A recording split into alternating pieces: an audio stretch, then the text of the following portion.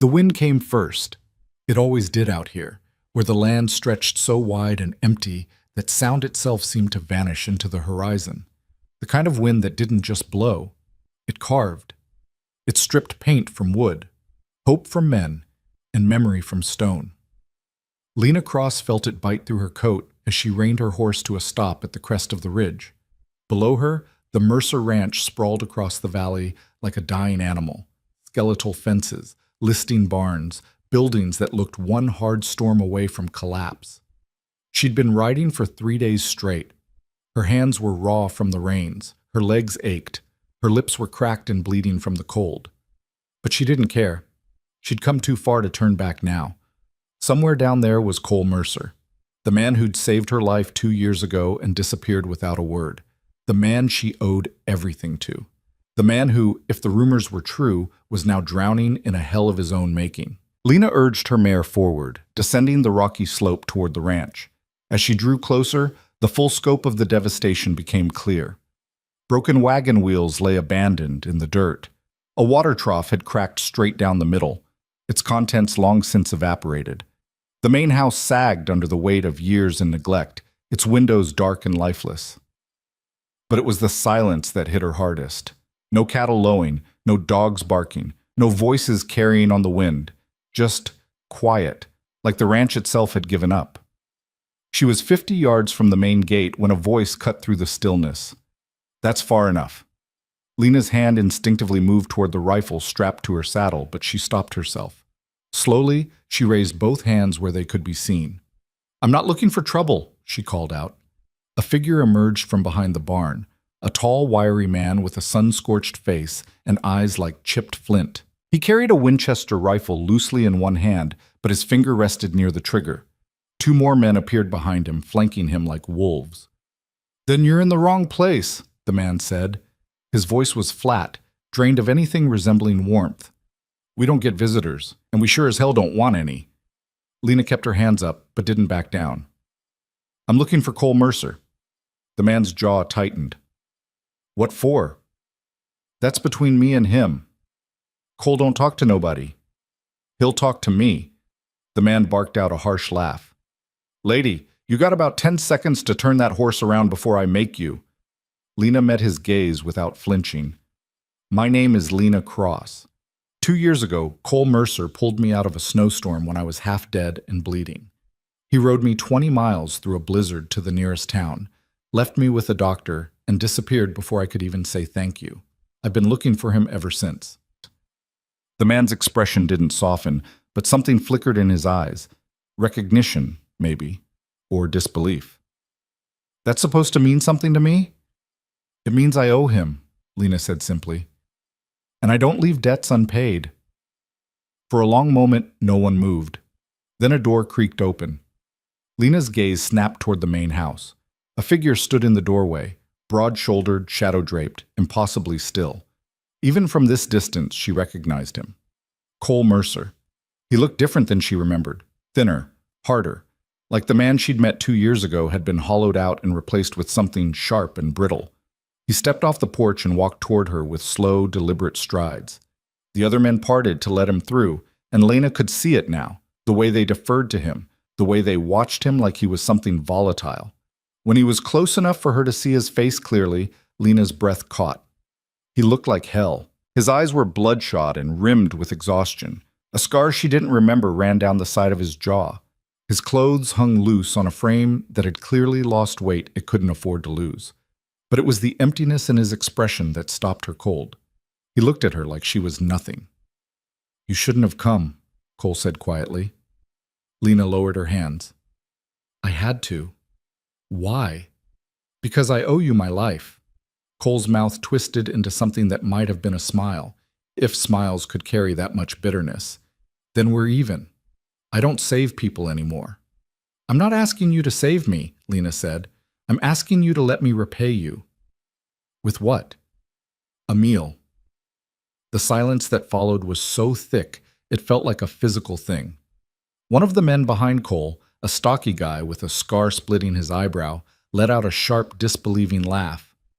"A meal? Lady, we got bigger problems than—" "Shut up, Wade," Cole said without looking at him. Wade's mouth snapped shut, but his eyes burned with resentment. Cole studied Lena for a long moment, his gaze raking over her like he was trying to decide if she was real or some kind of fever dream. "One meal," he finally said. "One meal," Lena confirmed. "You got 3 hours.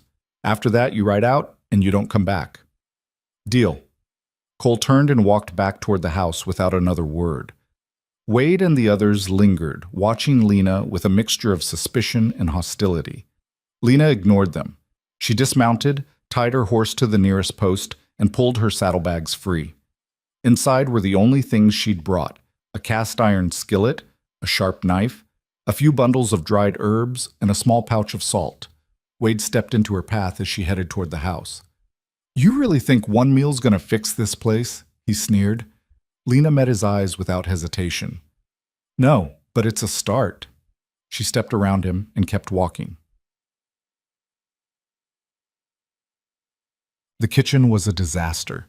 Lena stood in the doorway and took it all in: the shattered dishes piled in the sink, the grease-streaked stovetop, the smell of rot and mildew that clung to everything. Flour had spilled across the counter and hardened into a crust.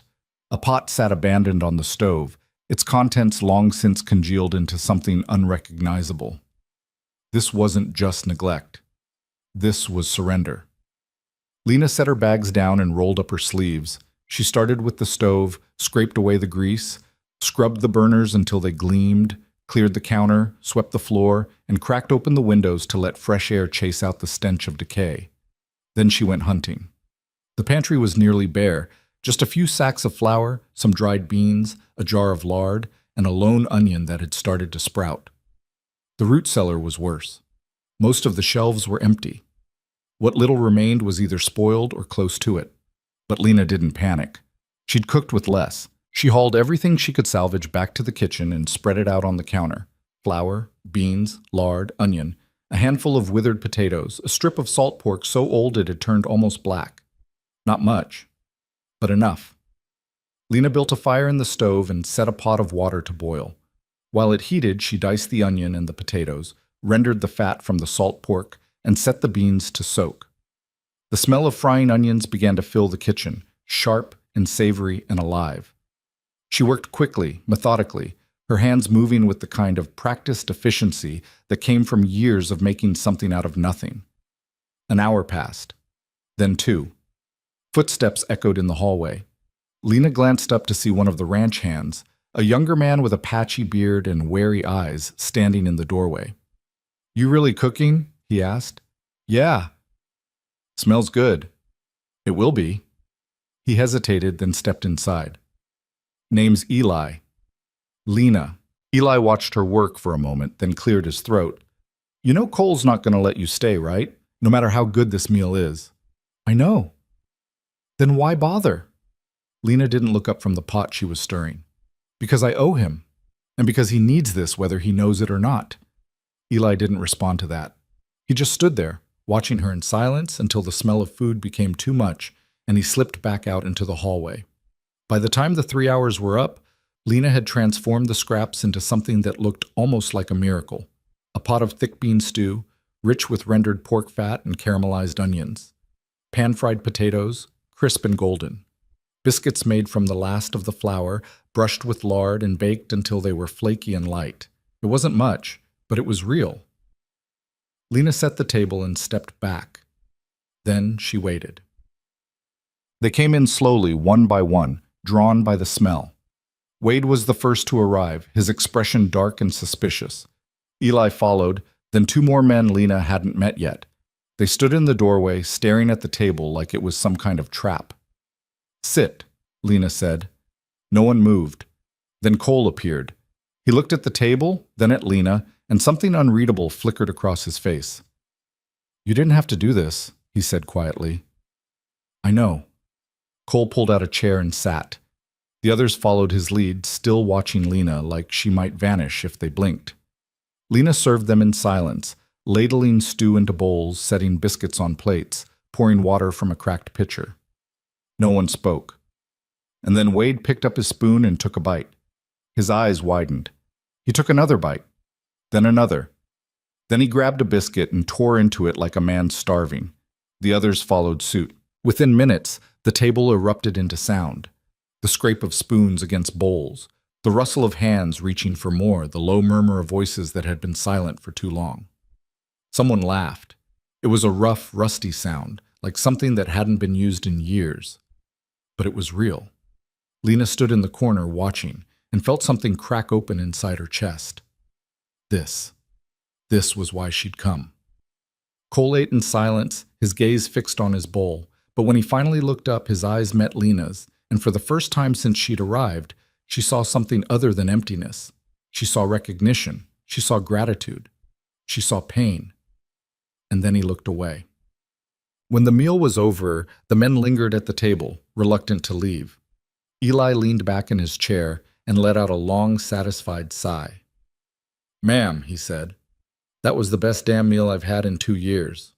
Wade grunted, but didn't disagree. Lena started clearing the dishes. "Glad you liked it." Cole stood and walked over to the window, staring out at the darkening sky. 3 hours are up." Lena paused, a plate in her hands. "I know." "Then you should go." She set the plate down carefully. "What if I don't want to?" Cole turned to face her, and the emptiness was back in his eyes. "This isn't your fight." "Maybe not," Lena said. "But it could be." "Why?" "Because you saved my life, and because this place is dying, and I think you know it." Wade shot to his feet, his chair scraping loudly against the floor. "Who the hell do you think you are, coming in here and—" "Wade," Cole said sharply. "Sit down." Wade's jaw clenched, but he obeyed. Cole crossed the room until he was standing directly in front of Lena. "You don't know what you're asking." "Then tell me." For a long moment, Cole said nothing. Then, slowly, he spoke. "This ranch is broke. We're 3 months behind on every bill. The land's failing. Half the cattle are dead or dying. The men are barely holding on. And He stopped, his voice breaking. "I can't fix it. I've tried. I can't." Lena didn't flinch. "Then let me help." "One meal isn't going to save this place." "No," Lena agreed, "but it's a start." Cole stared at her, and for a moment she thought he might actually say yes. Then Wade stood again. "This is insane," he said. "She shows up out of nowhere, cooks one meal, and now we're supposed to trust her? She's probably a con artist, or worse." "Wade," Eli said quietly, "shut up." "No," Wade snapped. "Somebody's got to say it. This place is finished. We all know it. And bringing some stranger in here isn't going to change that." Lena turned to face him. "You're right." Wade blinked. "What?" "You're right," Lena repeated. "This place is dying, and one meal won't save it, but giving up sure as hell won't either." Wade opened his mouth to argue, but Lena cut him off. "I don't know you. I don't know this ranch, but I know what it's like to have nothing left, and I know what it's like to fight anyway. So if you want to sit here and wait for everything to collapse, fine, but don't you dare tell me it's impossible." The kitchen fell silent. Cole's gaze hadn't left Lena's face. When he finally spoke, his voice was low and rough. "You can stay," he said. "1 week. That's it." Lena nodded. 1 week. Wade slammed his hand on the table and stormed out of the room. The others exchanged uneasy glances but said nothing. Cole turned back to the window. "You'll sleep in the spare room off the kitchen. Stay out of the men's way, and don't go poking around where you're not wanted." "Understood." "And Lena?" "Yeah?" "Don't get your hopes up. This place is past saving." Lena didn't respond. She just started washing the dishes. That night, Lena lay awake in the small, cramped room off the kitchen and listened to the wind howl outside. The mattress was thin and lumpy. The blanket smelled like dust. But she didn't care. She was here, and that was enough. For now. She thought about Cole's face when he'd looked at the table, the way his eyes had softened for just a moment before the walls came back up. She thought about the way the men had eaten, like they'd forgotten what it felt like to be cared for. And she thought about the fight ahead. Because Wade was right about one thing. This place was dying. But Lena had spent the last 2 years running from her own grief, her own ghosts. She'd drifted from town to town, job to job, never staying long enough to put down roots. She was tired of running. Maybe that's why she'd really come. Not just to repay a debt, but to find something worth fighting for. The next morning, Lena woke before dawn. She dressed quickly and stepped into the kitchen, where she found Cole already awake, sitting at the table with a cup of coffee. He looked up when she entered. "You're up early?" "Habit?" He nodded and gestured toward the stove. "Coffee's still hot."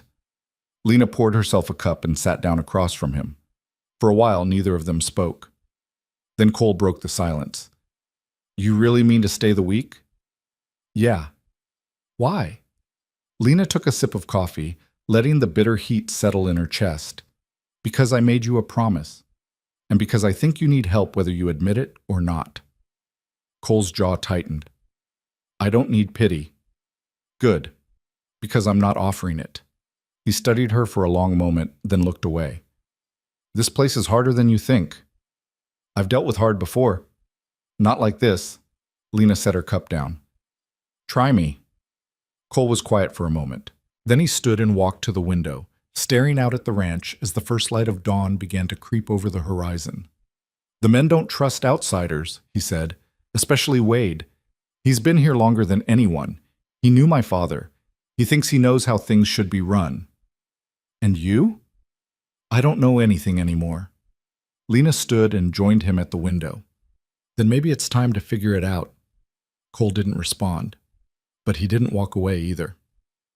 By mid-morning, Lena had assessed the situation. The pantry was nearly empty. The root cellar was worse. The men were surviving on scraps, stale bread, watered-down coffee, whatever they could scavenge. It wasn't sustainable. Lena found Cole in the barn repairing a broken harness. "We need supplies," she said. Cole didn't look up. "We don't have money." "Then we need to find some." "How?" Lena crossed her arms. "You tell me. What does this ranch have that's worth selling?" Cole's hand stilled. "Nothing." "There has to be something." He finally looked at her, and the frustration in his eyes was sharp enough to cut. "We've sold everything we can. The cattle are too weak to bring to market. The horses are half lame. The land's too dry to grow anything. There's nothing left." Lena didn't back down. "Then we make something." "Out of what?" "Out of whatever we've got." Cole stood, tossing the harness aside. "You don't get it. This place is done. Finished. The only reason I'm still here is because I don't have anywhere else to go." "Then stop waiting for it to die," Lena said quietly, "and start fighting." Cole stared at her, his chest rising and falling with barely controlled anger. Then he turned and walked out of the barn. Lena spent the rest of the day taking inventory. She went through every building, every shed, every forgotten corner of the ranch. Most of what she found was junk, broken tools, rotting wood, rusted metal. But buried beneath the debris, she found a few things worth keeping. A crate of preserved vegetables, forgotten in the back of the cellar. A sack of dried corn, hidden behind a pile of old saddles. A barrel of salted meat, still good despite the dust. It wasn't much, but it was more than they'd had that morning.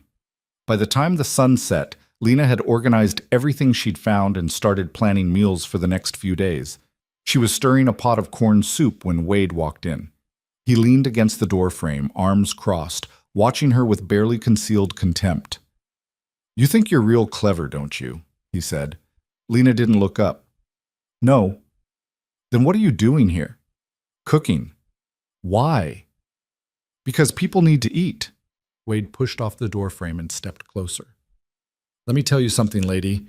I've been on this ranch for 15 years. I've seen it thrive. I've seen it fall apart.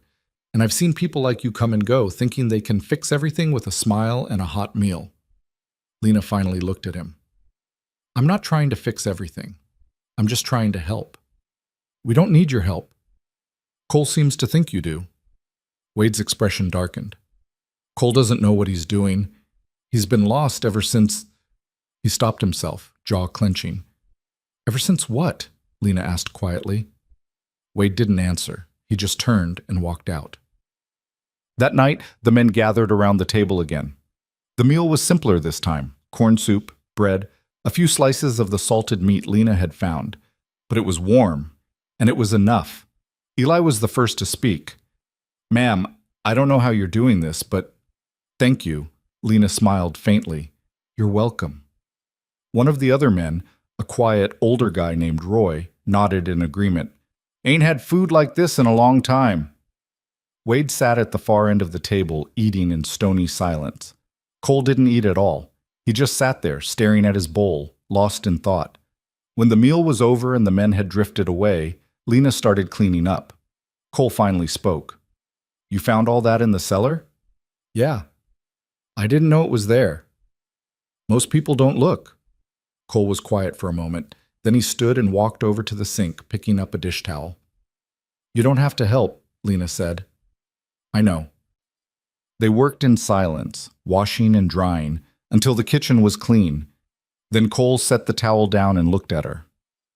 My wife used to cook like this, he said quietly. Lena's hands stilled. She died 2 years ago, Cole continued. Same winter I found you. She got sick. We couldn't get her to a doctor in time. His voice cracked. She died in that room. He nodded toward the bedroom off the kitchen. Lena's chest tightened. I'm sorry. Cole shook his head. After she was gone, the ranch started falling apart. I tried to keep it together, but I couldn't. And now, he trailed off, his gaze distant. Lena didn't know what to say, so she just stood there, letting the silence hold them both. The week passed faster than Lena expected. She cooked, she cleaned, she organized what little resources the ranch had left. The men started to warm to her, Eli especially. Even Roy, who barely spoke to anyone, began offering her small nods of acknowledgement. Wade remained hostile, but Lena ignored him. She had bigger problems, like the fact that the food was running out again, and the fact that Cole still looked like a man on the edge of collapse. On the 6th day, Lena found him in the barn again, staring at a pile of broken equipment. We're almost out of supplies, she said. Cole didn't respond. Cole? I heard you. So what are we going to do? He turned to face her, and the exhaustion in his eyes was staggering. I don't know. Lena stepped closer. Then let me help you figure it out. Why do you care so much? Because you saved my life, Lena said simply. And because I'm tired of running. Cole stared at her for a long moment. Then, slowly, he nodded. All right, he said, let's talk. They sat across from each other at the kitchen table as darkness settled over the ranch. Cole had spread out a collection of papers, ledgers, bills, notices from the bank, each one a testament to how far things had fallen. Lena picked up the top document. It was a notice of delinquency, stamped in red ink, 3 months overdue. How much do you owe? She asked. Cole rubbed his face with both hands. More than I can pay. The bank's been patient, but that patience is running out. They want $5,000 by the end of next month, or they foreclose. 5,000, Lena repeated, setting the paper down. And you have? Maybe 200, if I'm lucky. The numbers were staggering. Lena had known the ranch was in trouble, but this was beyond anything she'd imagined. What about the cattle? She asked. You said they're too weak to sell, but they're half-starved, Cole interrupted. We lost most of the herd during a bad winter 3 years ago. What's left isn't worth the cost of driving them to market. Then we fatten them up.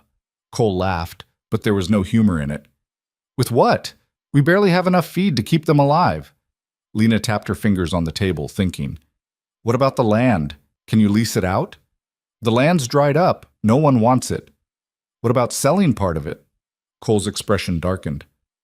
This ranch has been in my family for 3 generations. I'm not selling it piece by piece. Then what are you going to do? I don't know, Cole said, his voice rising. If I knew, don't you think I would have done it already? The frustration in his voice was raw, desperate. Lena could see it eating him alive, the weight of failure, the crushing responsibility of trying to save something that seemed determined to die. She softened her tone. I'm not trying to attack you. I'm trying to help. Cole looked away. I know. They sat in silence for a moment. Then Lena spoke again. What did this place look like when it was thriving? Cole's jaw tightened. Why does that matter? Because maybe if we understand what it was, we can figure out how to make it that again. For a long time, Cole didn't answer. Then slowly he began to speak. When my father ran this place, we had 200 head of cattle. The land was green. We had contracts with 3 different buyers in town. The men were paid on time. We had enough to live on, enough to save, enough to grow. His voice grew quieter. My wife used to say this ranch was alive, that you could feel it breathing. What changed? Drought, disease, bad luck. Cole's hands clenched into fists. And then she died, and I stopped caring. Lena reached across the table and placed her hand over his. Then start caring again. Cole pulled his hand away, but not harshly. It's not that simple. I know it's not, Lena said, but you're still here. That means something. Cole stood abruptly and walked to the window. Outside, the wind howled through the empty fields, rattling the loose boards of the barn. The men are losing faith, he said quietly.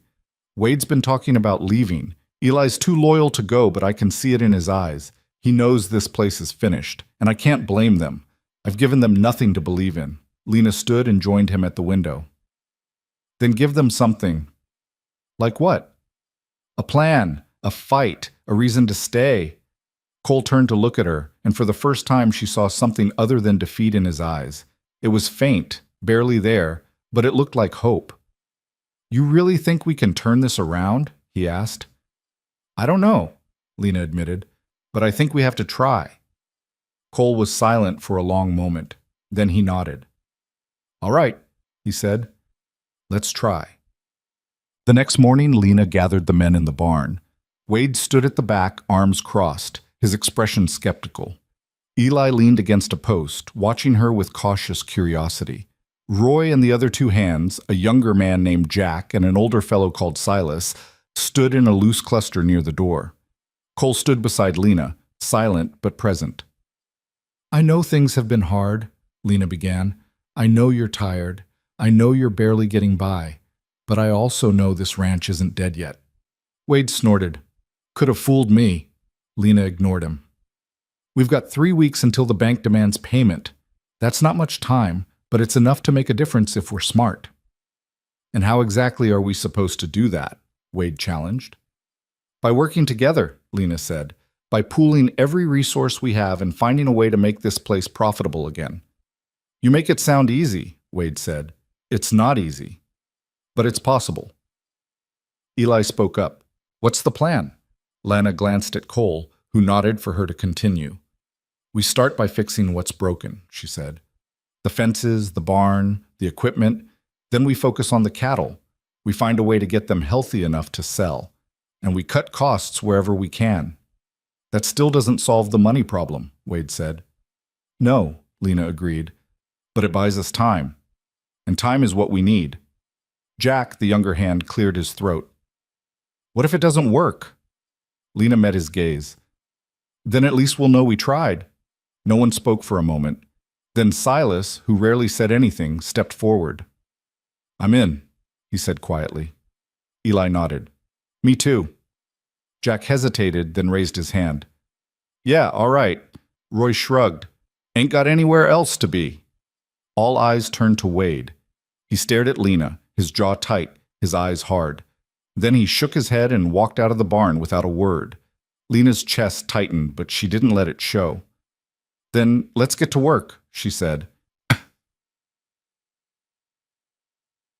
The first task was repairing the fences. Most of the posts had rotted through, and the wire was so rusted it crumbled at the slightest touch. It was back-breaking work, digging new post holes, hauling timber, stringing wire in the biting wind. But the men threw themselves into it. Eli worked alongside Lena, his hands raw and blistered but steady. Jack hauled supplies without complaint. Even Roy, who was well past his prime, did his part. Cole worked harder than anyone.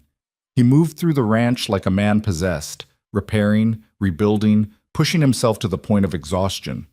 Lena could see it taking a toll on him, the way his shoulders sagged at the end of each day, the way his hands shook when he thought no one was looking. But he didn't stop. By the end of the first week, half the fences were repaired. It wasn't much, but it was progress. Wade watched from a distance. He didn't help. He didn't hinder. He just watched. One evening, Lena found him sitting on the porch, smoking a hand-rolled cigarette. "You gonna keep sitting there, or are you gonna help?" she asked. Wade took a long drag and blew the smoke into the wind. "I'm not interested in wasting my time." "Then why are you still here?" Wade looked at her, his eyes unreadable. "Because I made a promise to Cole's father. Said I'd look after this place, even if it kills me." Lena sat down beside him. "Then help us save it." Wade laughed bitterly. "You don't get it, do you? This place is cursed, always has been. Cole's father ran himself into the ground trying to keep it alive. Cole's doing the same thing, and now you show up, thinking you can fix it with grit and optimism."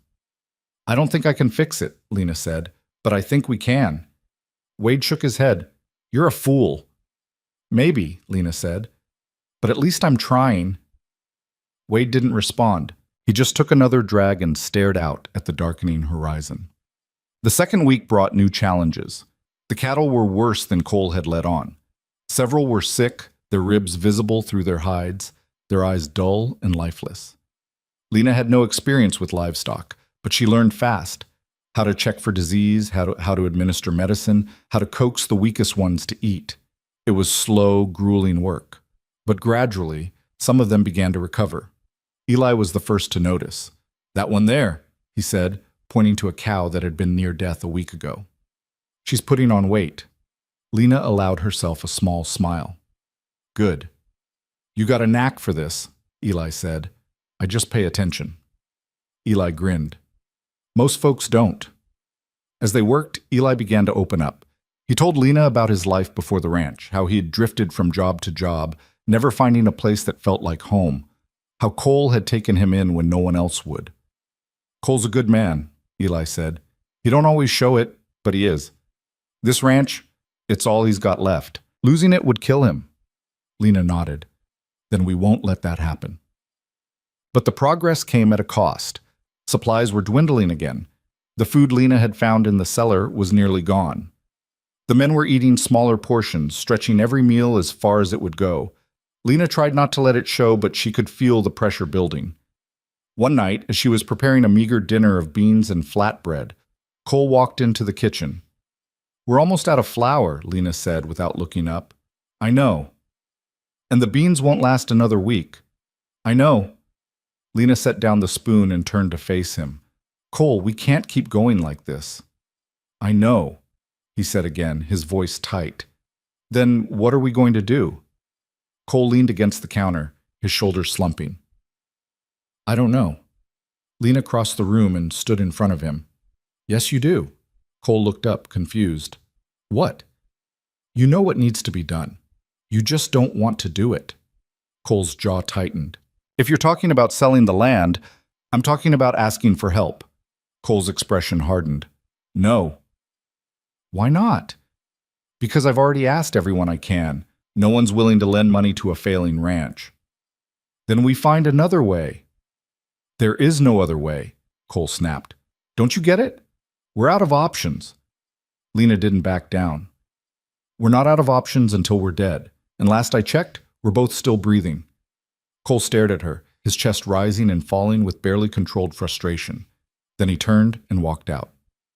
That night, Lena couldn't sleep. She lay in the narrow bed, staring at the ceiling, her mind racing. The ranch was slipping through their fingers. No matter how hard they worked, no matter how much they stretched their resources, it wasn't enough. They needed money, and they needed it fast. An idea began to form in her mind, wild, desperate, maybe impossible, but it was something. The next morning, she found Cole in the barn. "I have an idea," she said. Cole looked up from the saddle he was mending. "I'm listening." "What if we host a cattle auction here?" Cole frowned. "The cattle aren't ready." "Not now," Lena said, "but in 2 weeks they could be. We get them as healthy as possible, spread the word, and invite buyers from the surrounding towns. No one's going to come all the way out here for a handful of half-starved cattle. They will if we make it worth their while." Cole set down the saddle. "How?" "We offer more than just cattle. We offer a meal, or a social event. Something people will want to attend." Cole shook his head. "We don't have the resources for that." "We will if we get creative." Cole studied her for a long moment. Then he sighed. You really think this could work? I think it's our best shot.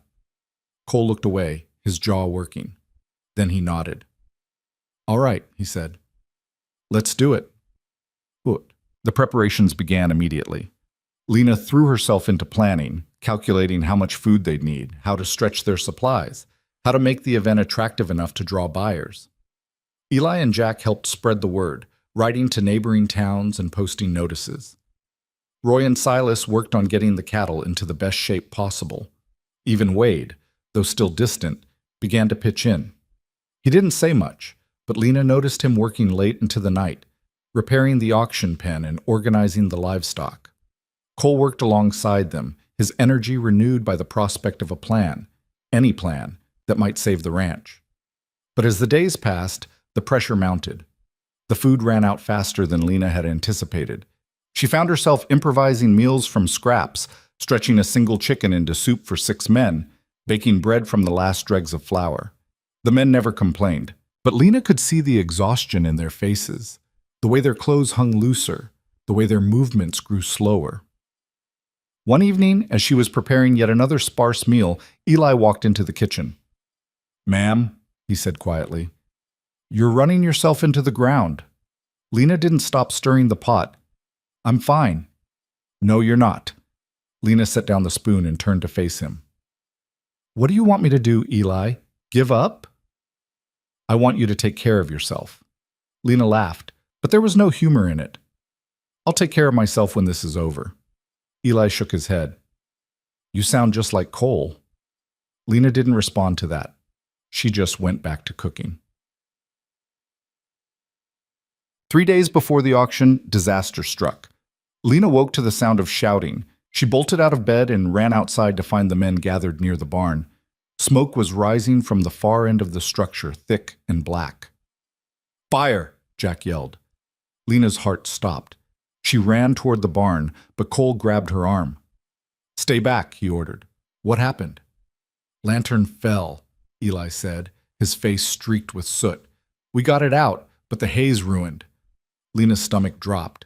The hay was their feed supply, the only thing keeping the cattle alive long enough to auction. "How much did we lose?" she asked. Cole's expression was grim. "About half." "Half." Lena felt the ground shift beneath her. "We can make it work," she said, though she didn't believe it. "No, we can't," Wade said, stepping forward. "We don't have enough feed to last until the auction. The cattle are going to starve." "Then we find more," Lena said. "Where?" Wade demanded. "We've already bought everything we can afford. There's nothing left." Lena looked at Cole, desperation clawing at her chest. "There has to be something." Cole didn't answer. He just stared at the smoldering barn, his face ashen. That night, Lena sat alone in the kitchen, her head in her hands. Everything they'd worked for, every sacrifice, every sleepless night was crumbling. The door creaked open and Cole walked in. He sat down across from her without a word. For a long time, they just sat there in silence. Then Cole spoke. "I'm sorry," he said quietly. Lena looked up. "For what?" "For dragging you into this. For letting you believe we could save this place." "You didn't drag me into anything," Lena said. "I chose to stay." "Why?" Lena hesitated, then she told him the truth. "Because 2 years ago I was ready to die. I'd lost everything, my family, my home, my reason to keep going. And then you showed up. You didn't know me. You didn't owe me anything. But you saved me anyway." Her voice broke. "I came here to repay a debt. But somewhere along the way, this became about more than that. This became about proving that I'm not just a survivor, that I can fight for something, that I can build something." Cole's eyes glistened. "You've already done more than I ever could have asked." "It's not enough." "It is," Cole said firmly. "Lena, you gave these men hope when they had none. You gave me a reason to keep going. That's worth more than any ranch." Lena shook her head. "I didn't come this far to quit now." Cole reached across the table and took her hand. "Then we fight," he said. "Whatever it takes." Lena squeezed his hand. "Whatever it takes," she echoed. The next morning, Lena rallied the men. We've got 2 days until the auction, she said. The hay's gone, but we're not. We're going to make this work. How? Wade asked. We ration what feed we have left. We focus on the strongest cattle, and we make sure every single one of them looks as good as possible when the buyers arrive. And the meal? Eli asked. Lena smiled faintly. Leave that to me. For the next 2 days, the ranch became a whirlwind of activity. The men worked tirelessly, grooming the cattle, cleaning the pens, making sure everything looked presentable. Lena scoured the pantry, the cellar, the surrounding land for anything edible. She hunted wild game, foraged for greens, bartered with a neighboring homesteader for eggs. It wasn't much, but it would have to be enough. The night before the auction, Lena stood in the kitchen and surveyed her supplies. A handful of rabbits, a basket of eggs, some wild herbs, a sack of cornmeal. She closed her eyes and took a deep breath. Then she got to work. By the time dawn broke over the ranch, Lena had been cooking for 6 hours straight. Her hands were blistered from the heat of the stove. Her eyes burned from lack of sleep. But the kitchen smelled like heaven. Roasted rabbit seasoned with wild herbs, cornbread baked until golden, eggs scrambled with foraged greens, and a soup made from bones she'd simmered overnight until they surrendered every drop of flavor. It wasn't elegant, it wasn't fancy, but it was real food, made with care, and that would have to be enough. Cole appeared in the doorway just as she was pulling the last batch of cornbread from the oven. "You've been up all night," he said. "So have you," Lena replied, not looking up. Cole stepped into the kitchen, and she could see the exhaustion carved into every line of his face. But there was something else there too, a flicker of determination that hadn't been present before. "The cattle are ready," he said. "Eli's got them in the pen. They look better than I expected." "Good. Lena." Cole waited until she met his eyes. "Whatever happens today, I want you to know—" "Don't," Lena interrupted. "We're going to make this work." Cole held her gaze for a moment, then nodded. "Yeah, we are." The first wagons arrived just after 9 in the morning. Lena watched from the kitchen window as buyers trickled onto the property. Ranchers from neighboring counties, merchants from town, a few speculators hoping to find a bargain. Not as many as she'd hoped for, but more than she'd feared. Wade stood near the auction pen, directing people where to go. Eli and Jack were handling the cattle, showing them off to interested buyers. Roy had positioned himself near the main gate, greeting arrivals with a gruff nod. Cole was everywhere at once, shaking hands, answering questions, doing his best to project confidence he probably didn't feel. Lena took a deep breath and stepped outside. The moment she emerged from the house carrying the first platter of food, conversation stopped. Heads turned.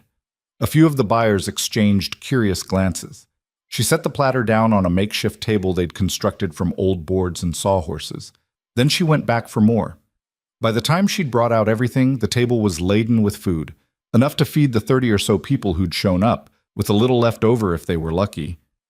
One of the buyers, a heavy-set man with a thick mustache, approached the table and eyed the spread skeptically. "This all for us, mate?" he asked. "Help yourself," Lena said. He picked up a piece of cornbread, sniffed it, then took a bite. His eyebrows shot up. "Damn," he muttered. "That's good."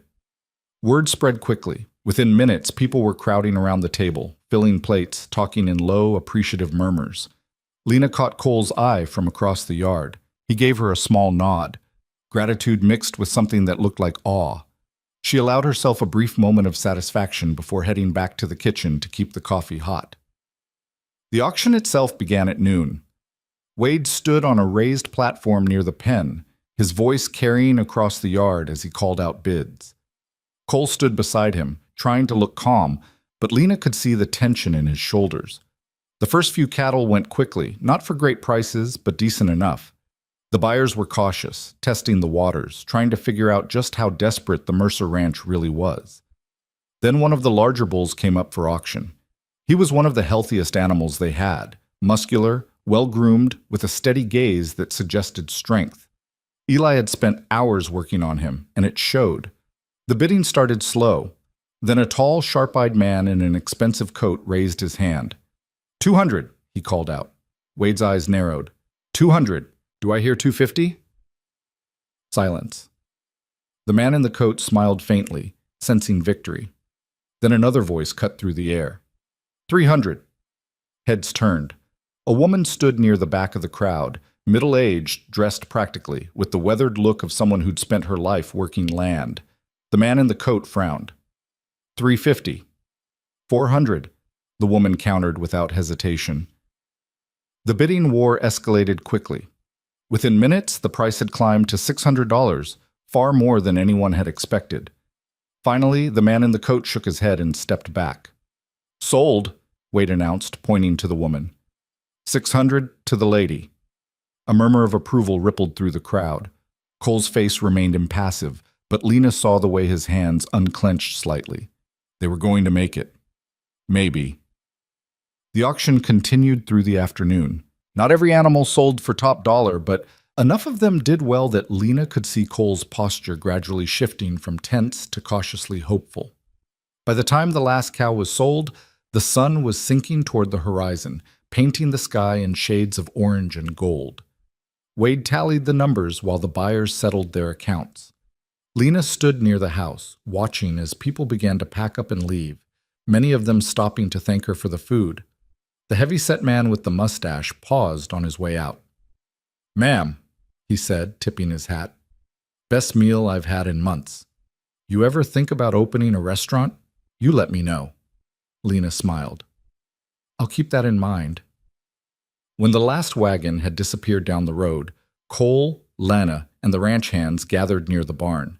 Wade held the ledger in his hands, his expression unreadable. "Well?" Cole asked. Wade glanced at the numbers one more time, then looked up.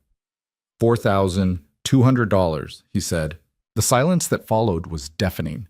Eli let out a breath. That's more than we hoped for." "It's not enough," Wade said flatly. "We need 5,000. Cole's face fell. "We're still 800 short." "800 we don't have," Wade added. Lena's chest tightened. They'd worked so hard, fought so desperately, and it still wasn't enough. Roy cleared his throat. "What if we sell some of the equipment? The old plow, maybe, or—" "That equipment's worth pennies," Wade interrupted. "It won't make a difference." Jack spoke up hesitantly. "What about the land? Just a small piece." "No," Cole said sharply. "I told you, I'm not selling the land." "Then what are we supposed to do?" Wade demanded. "We're 800 short. The bank's not going to wait."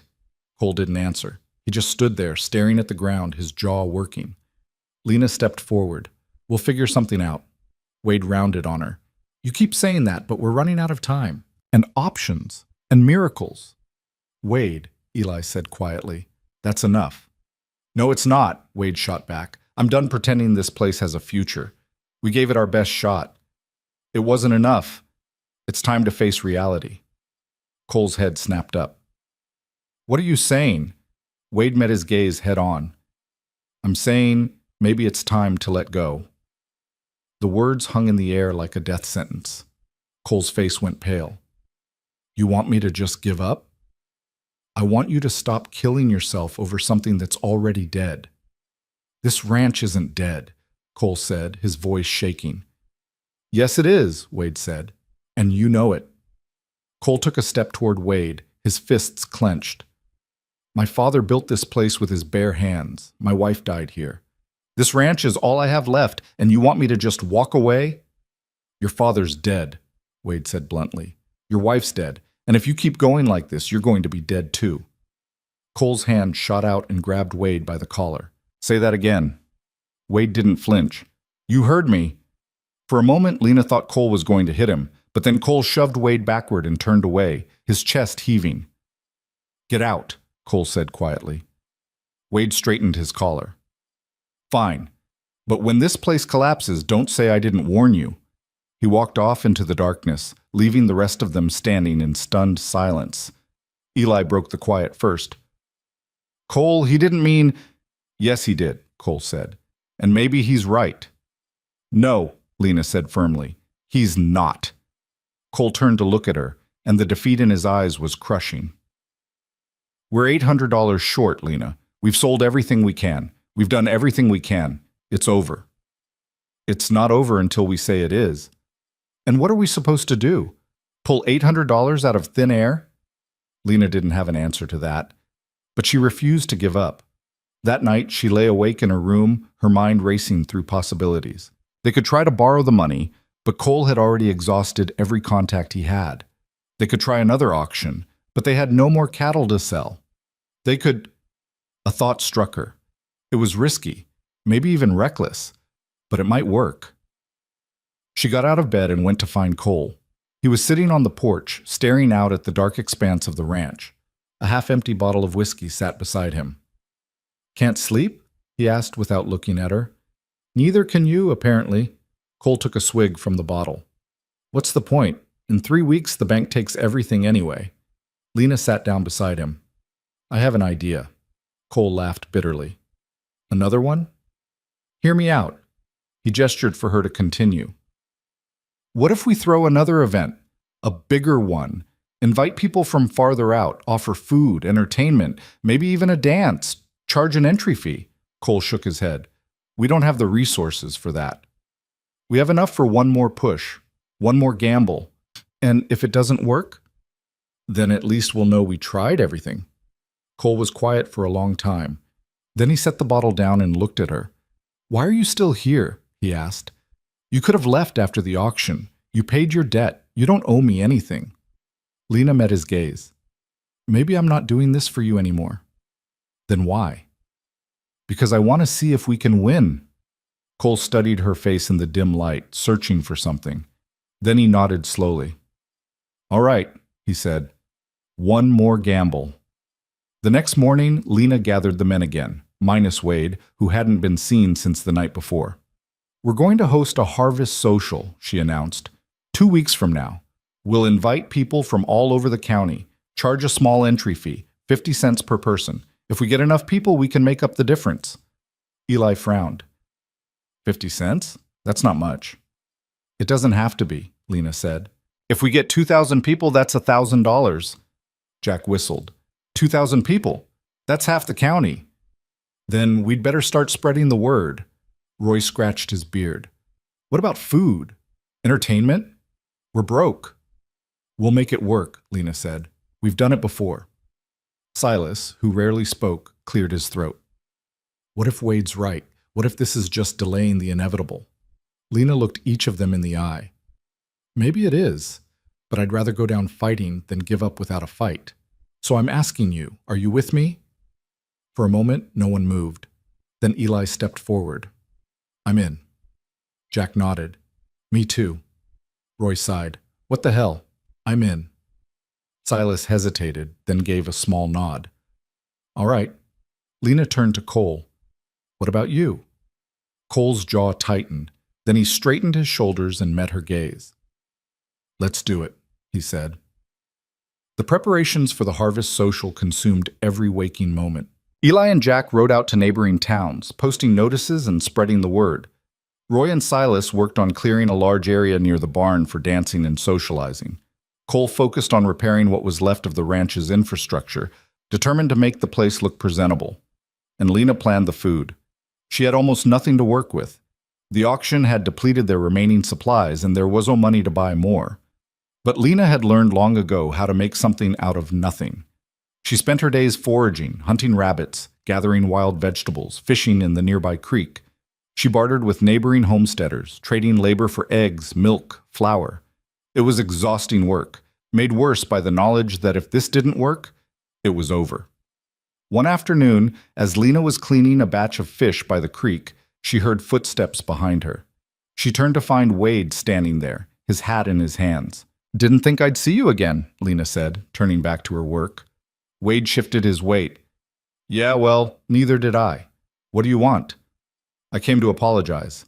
Lena paused, her knife hovering over the fish. "For what?" "For what I said to Cole. For giving up." Wade cleared his throat. "I've been on this ranch a long time. I watched it thrive. I watched it fall apart.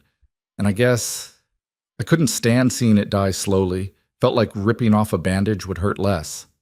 Lena set down the knife and looked at him. "And now?" "Now, I think maybe I was wrong." "About what?" Wade met her eyes. "About you. about this place, about whether there's still something worth fighting for. Lena studied him for a moment. Then she picked up the knife and went back to work. You planning to stand there, or are you going to help? She asked. Wade cracked a small smile. I can help. He knelt down beside her and started cleaning fish. They worked in silence for a while. Then Wade spoke again. You know, when you first showed up, I thought you were going to ruin everything. And now? Now I think you might be the only thing keeping this place alive. Lena didn't respond to that, but she felt something loosen in her chest, a tension she hadn't realized she'd been carrying. The days blurred together in a haze of preparation. Lena cooked from dawn until midnight, preserving what she could, planning meals that would stretch to feed hundreds. The men built tables, strung lanterns, cleared brush, and transformed the dying ranch into something that almost looked alive again. Cole worked alongside them, and Lena watched as something shifted in him. The emptiness that had haunted his eyes began to fade, replaced by a quiet determination. One evening, as they were hanging the last of the lanterns, Cole turned to her. You know, when you first showed up, I thought you were crazy, he said. Lena smiled faintly. I think I might be. Maybe. But you gave me something I thought I'd lost. What's that? Hope. Lena looked at him, and for a moment the world seemed to still. Then Cole cleared his throat and looked away. Anyway, thank you. Don't thank me yet, Lena said. We still have to pull this off. We will, Cole said. And for the first time, he sounded like he believed it. The night before the harvest social, Lena stood in the kitchen and surveyed her work. She'd prepared enough food to feed 500 people, stews, roasts, bread, pies made from foraged berries. It had taken every ounce of her strength, every trick she'd ever learned. But it was done. Cole walked in just as she was wiping down the counter. You should get some rest, he said. So should you. Cole smiled. Yeah. They stood there for a moment, neither of them moving. Then Cole spoke. Lena, I need to tell you something. What? He hesitated, then shook his head. Never mind. It can wait. Cole, get some sleep, he said. Tomorrow's a big day. He left before she could respond. Lena stared after him, her heart pounding for reasons she couldn't quite name. The morning of the harvest social dawned clear and cold. Lena woke before sunrise and went outside. The ranch was transformed. Lanterns hung from every post. Tables lined the yard, and the air smelled like wood smoke and possibility. People began arriving just after noon. At first it was a trickle. A few families from town, some neighboring ranchers, a handful of curious onlookers. But then the trickle became a stream, and then a flood. By mid-afternoon, the ranch was teeming with people. Hundreds of them. Maybe more. Lena stood near the food tables, watching in amazement as the crowd swelled. Eli appeared at her side, grinning. We did it. We're not done yet, Lena said, but she couldn't help smiling. The social was a success in every sense of the word. People ate, danced, laughed. Children ran through the yard. Music filled the air. Someone had brought a fiddle, and soon others joined in with guitars and harmonicas. Cole moved through the crowd, shaking hands, accepting congratulations, looking more alive than Lena had ever seen him. And then, just as the sun began to set, the sky darkened. Lena looked up and felt her stomach drop. Storm clouds were rolling in from the west, thick, black, and moving fast. Within minutes, the wind picked up. The temperature plummeted, and then the first snowflakes began to fall. At first, people laughed it off. A little snow wouldn't hurt anyone. But the snow didn't stop. It came harder, faster, until it was a blinding whiteout. The wind howled through the ranch, tearing down lanterns, scattering tables. Panic rippled through the crowd. Everyone inside, Cole shouted. Get to the house and the barn. People scrambled for shelter. Lena helped usher families into the house, packing them in until there was barely room to move. But not everyone made it inside. Through the swirling snow, Lena saw a figure stumbling near the far edge of the property. Cole, she shouted. Someone's out there. Cole didn't hesitate. He grabbed a rope and ran into the storm. Lena's heart lurched. Cole, wait! But he was already gone, swallowed by the blizzard. Lena stood frozen in the doorway, watching the white wall of snow where Cole had disappeared. The wind screamed across the ranch, tearing at her clothes, her hair, her resolve. "Lena, get inside!" Eli shouted from behind her. She ignored him. Her hand found the doorframe, gripping it hard enough that her knuckles went white. Every instinct told her to run after Cole, but she knew that would only make things worse. 2 people lost was worse than 1, but standing there doing nothing felt like dying. The seconds stretched into minutes. The storm intensified, and still there was no sign of Cole or whoever he'd gone after. Inside the house, people huddled together, mothers clutching children, men staring grimly out the windows at the chaos beyond. Lena's mind raced. She calculated distances, wind direction, how long a man could survive in this cold. The numbers weren't good. Then, through the howling wind, she heard something. A shout, faint, barely audible, but there. Lena grabbed a lantern from the hook by the door and stepped out into the storm. The wind hit her like a physical blow, nearly knocking her off her feet. Snow stung her face, blinding her within seconds. "Lena, no!" Eli's voice was lost in the wind. She pushed forward, holding the lantern high, squinting against the brutal onslaught. 10 steps. 20. The house behind her disappeared into the white void. "Cole!" she screamed, but the wind tore the words away. Another shout, closer this time, to her left. Lena turned, stumbling through knee-deep snow, her legs burning with effort. The cold was already seeping through her clothes, turning her fingers numb. Then she saw them. 2 dark shapes struggling through the white. Cole, half carrying, half dragging, an elderly man who looked barely conscious. The rope Cole had grabbed was tied around both their waists. Lena reached them and grabbed Cole's arm. "This way!" she shouted into his ear. Together they hauled the old man back toward the house. It felt like moving through molasses, every step a battle against the wind and snow. Lena's lungs burned, her vision blurred, but she didn't stop. Finally, blessedly, the dark outline of the house emerged from the storm. Hands reached out, Eli, Jack, Wade, pulling them inside. They collapsed on the floor, gasping, shaking, covered in snow. The old man was unconscious. Lena immediately dropped to her knees beside him, checking for breathing, for a pulse. Both were there, but weak. "Get him warm," she ordered. "Blankets, hot water now." The women in the room sprang into action. Within minutes, they had the old man wrapped in every blanket they could find, positioned near the stove, with warm compresses on his hands and feet. Lena turned to Cole, who was still on the floor, his face pale, his lips tinged blue. "You idiot," she said, her voice shaking. "You could have died." Cole looked up at her, and despite everything, he smiled. "But I didn't. That's not the point. Isn't it?"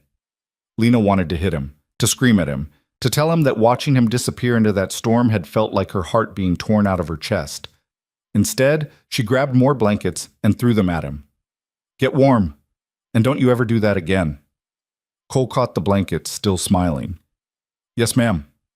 The storm raged through the night. People slept wherever they could find space, on floors and chairs, crowded together for warmth. The house and barn were packed beyond capacity.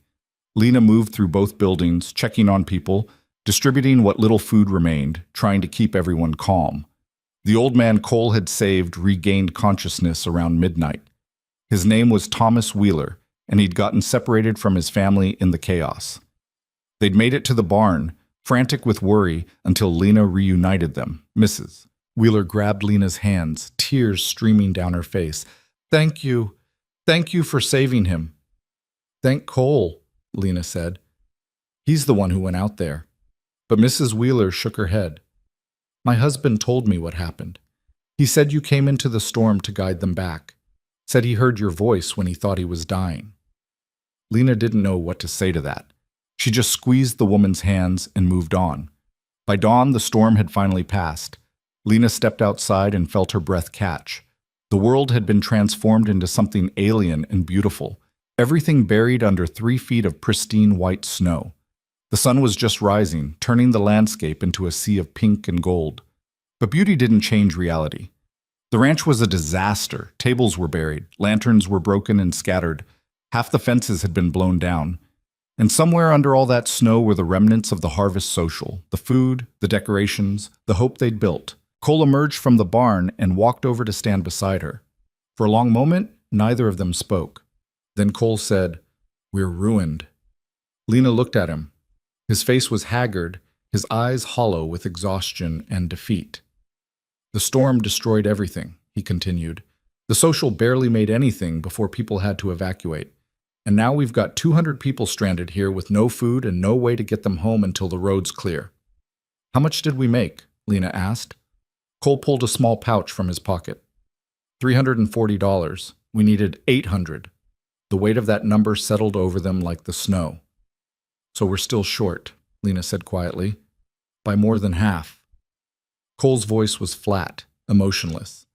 "And the bank's deadline is in 10 days. Lena stared out at the snow-covered wasteland of the ranch. Everything they'd worked for, everything they'd sacrificed, had been buried in a single night. Behind them, the door opened. Wade stepped out, followed by Eli, Jack, Roy, and Silas. "Roads won't be clear for at least 3 days, Wade reported. "Maybe longer. And we've got maybe enough food for one more day if we ration hard." "What about the town?" Jack asked. "Can we send someone for supplies?" "Nobody's getting through that," Eli said, gesturing at the massive drifts. "Not on horseback, not on foot. We're completely cut off." Roy cleared his throat. "So what do we do?" Everyone looked at Cole. He stood there, staring at the snow, and Lena could see him breaking. The weight of it all, the debt, the storm, the responsibility for 200 stranded people, was crushing him. "I don't know," he said finally, his voice barely above a whisper. Lena stepped forward. "Then I'll tell you what we do. We survive." Wade shook his head. "With what? We're out of food, out of money, out of options." "No," Lena said firmly. "We're out of easy options. But we're not out of options." "What are you talking about?" Jack asked. Lena turned to face all of them. "We have 200 people here. That means 200 sets of hands. We put them to work." "Doing what?" Wade demanded. "Clearing the snow, repairing the damage, hunting, gathering, rationing what we have. We turn this disaster into an opportunity." "An opportunity for what?" "To show everyone here what this ranch is capable of," Lena said. "To show them that we don't give up when things get hard. To prove that this place is worth saving." Eli was nodding. "She's right. These people are stuck here anyway. Might as well make use of the time." "And if it doesn't work?" Wade asked. Lena met his eyes. "Then at least we'll go down fighting together." For a moment, no one moved. Then Cole straightened his shoulders. "All right," he said. "Let's get to work." They organized the stranded guests into teams. The able-bodied men worked with the ranch hands to dig out the buildings and repair the storm damage. The women and older children helped in the kitchen, stretching what little food remained. The hunters among them went out in small groups, searching for game. At first, people were skeptical, but Lena had a gift for rallying people, for making them believe that their work mattered. She moved from group to group, thanking them, encouraging them, working alongside them until her hands were raw and her back screamed in protest. And slowly, miraculously, the mood began to shift. People started talking, laughing, sharing stories. The work became less of a burden and more of a shared purpose. Strangers became neighbors. The ranch, which had felt so dead and empty for so long, suddenly felt alive. On the second day, one of the hunters brought back a deer. It wasn't much for 200 people, but Lena made it stretch. She used every part, roasted the meat, boiled the bones for broth, even saved the hide for later use. That night, as everyone gathered in the barn for a communal meal, Thomas Wheeler stood up. "I want to say something," he announced, his voice carrying through the crowd. 2 nights ago, I thought I was going to die out in that storm, but Cole Mercer risked his life to save mine. And this woman here," he gestured to Lena, "came out into the blizzard to bring us both home." He paused, looking around at the assembled crowd. "I've lived in this county for 40 years. I've seen ranches come and go, but I've never seen people fight like this. Never seen folks refuse to give up even when everything's against them." Mrs. Wheeler stood up beside her husband. "We came here for a social, but what we've found is something more important. We've found family." A murmur of agreement rippled through the crowd. Then a younger man stood. Lena recognized him as one of the buyers from the auction. "I'll be honest, I came here thinking this ranch was finished, but after these last 2 days, seeing what you people are capable of, I've changed my mind. He reached into his pocket and pulled out a folded bill. I want to contribute, to help save this place. He walked forward and handed the money to Cole. For a moment, Cole just stared at it. Then another person stood up, offering money, and another, and another. Within minutes, people were streaming forward, pressing bills and coins into Cole's hands. Not everyone had much to give, but they gave what they could. Lena watched with tears streaming down her face as the impossible happened right before her eyes. The community was saving the ranch. When the last person had contributed, Cole stood there with his hands full of money, looking stunned. Wade appeared at his side and quickly counted it. His eyes widened. "Cole," he said quietly, "it's enough." Cole's head snapped up. "What?" "It's enough," Wade repeated, louder this time. "With what we made from the auction and the social and now this, it's enough to pay the bank." The barn erupted in cheers. Cole stood frozen, overwhelmed. Then his eyes found Lena across the crowd. She smiled at him through her tears. He crossed the barn in quick strides and pulled her into a fierce embrace. "We did it," he whispered into her hair. "We actually did it." Lena held him tight, feeling his heart pounding against her chest. "Yeah, we did." The roads cleared on the fourth day. People began to leave, reluctantly, promising to return, to help however they could. The Wheelers were among the last to go. Thomas shook Cole's hand for a long time, unable to find words. "You ever need anything," he finally said. "Anything at all, you send word." "I will," Cole promised. When the last wagon had disappeared over the ridge, Lena found herself standing in the yard with Cole and the ranch hands. The place looked different now. Still damaged, still struggling, but not dying. Not anymore. "So what now?" Eli asked. Cole looked at the money pouch in his hands. "Now we pay the bank, and then we rebuild. Properly this time." "That'll take months," Jack said. "Then we've got our work cut out for us," Cole replied. Wade stepped forward. "I'm in, for as long as it takes." The others nodded in agreement. Cole turned to Lena. "What about you?" Lena had been dreading this question. Her original plan had been to stay 1 week. That week had turned into something much longer, much deeper. But she'd never really decided whether she was staying for good or just until the crisis passed. Now, looking at Cole's face, at the hope in his eyes, she realized there was never really a choice. "I'm staying," she said. Relief flooded Cole's features. "You sure?" "Yeah, I'm sure." That night, Lena lay in her bed and stared at the ceiling. She'd come to this ranch to repay a debt, to prove she could do something meaningful with the second chance Cole had given her 2 years ago. But somewhere along the way, it had become about more than that. It had become about building something, creating something, finding a place where she belonged. She'd stopped running, and it felt right. A knock at the door pulled her from her thoughts. "Come in," she called. Cole stepped inside, looking hesitant. "You got a minute?" "Of course." He sat down in the rickety chair by the window. For a long moment he didn't speak. Then he said, "I need to tell you something. I tried to tell you before the storm, but I chickened out." Lena sat up. "What is it?" Cole took a deep breath. "When my wife died, I thought I died with her. I went through the motions, running the ranch, taking care of the men, but I wasn't really alive. I was just existing." He looked at her, and the vulnerability in his eyes made her chest ache. "And then you showed up," he continued. "This woman who refused to let me give up, who fought for my ranch harder than I did, who made me remember what it feels like to care about something." Lena's heart was pounding now. "I'm not good with words," Cole said. "And I don't know if this is the right time, or if I'm even doing this right. But I need you to know that you've changed everything for me. You've given me a reason to fight, a reason to hope." He stood up and crossed to where she sat, dropping to one knee beside the bed.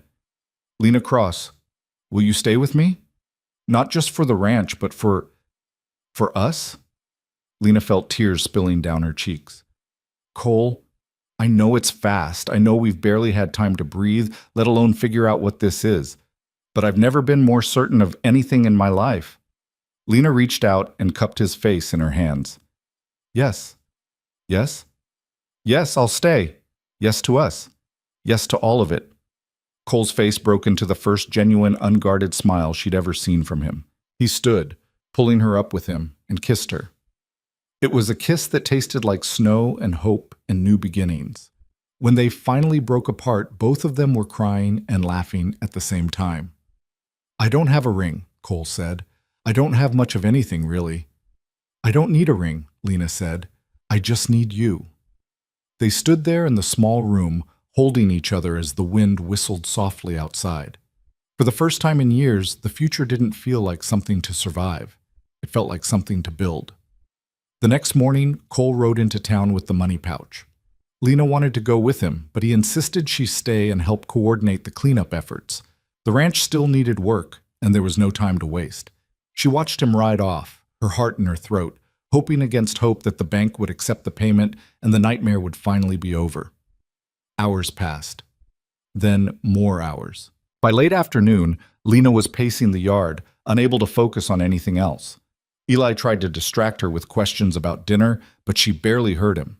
Then finally, she saw a rider cresting the ridge. Cole. But something was wrong. He was riding too fast, too recklessly. Lena's stomach dropped. She ran to meet him as he thundered into the yard, his horse lathered with sweat. Cole dismounted before the horse had fully stopped, his face ashen. What happened? Lena demanded. Cole pulled an envelope from his coat with shaking hands. The bank accepted the payment. The ranch is safe. Relief flooded through her. Then why do you look like that? Because of this. He handed her the envelope. Lena opened it and pulled out a telegram. As she read, her blood turned to ice. The message was simple, brutal. Cattle drive contracted. Deliver 150 head to Millerton in 14 days. Payment on delivery. Failure to deliver forfeits ranch to creditor. Lena read it twice, trying to make sense of it. What is this? It's a contract my father signed years ago, Cole said, his voice hollow. Apparently the creditor's been waiting for the right time to enforce it. The banker said if we don't deliver the cattle, the creditor can seize the ranch regardless of whether we've paid the bank. But we don't have 150 cattle, Lena said. I know. And even if we did, Millerton is over 200 miles away, through mountains, in winter. I know. Lena's mind raced. Who's the creditor? Cole's jaw clenched. Russell Kincaid. The name hit Lena like a punch.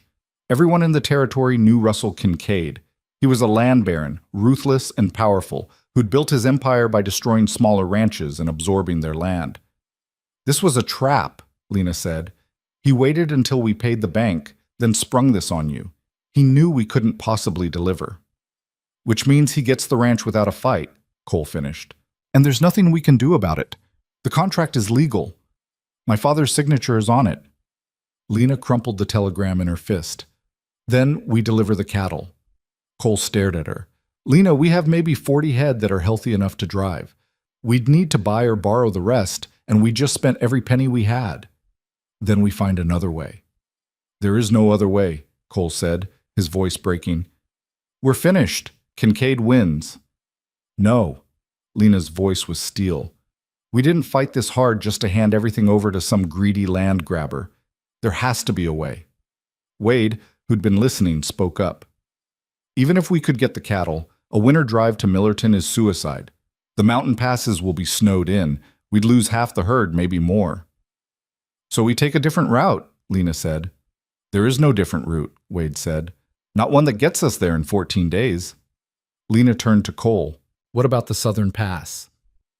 Every man in the yard went silent. Cole's face went pale. No, absolutely not. Why not? Lena asked. Because it's too dangerous, Cole said. My father lost half his men trying to drive cattle through that pass. I'm not risking lives for this. But it would get us there in time. Cole didn't answer. Wade did.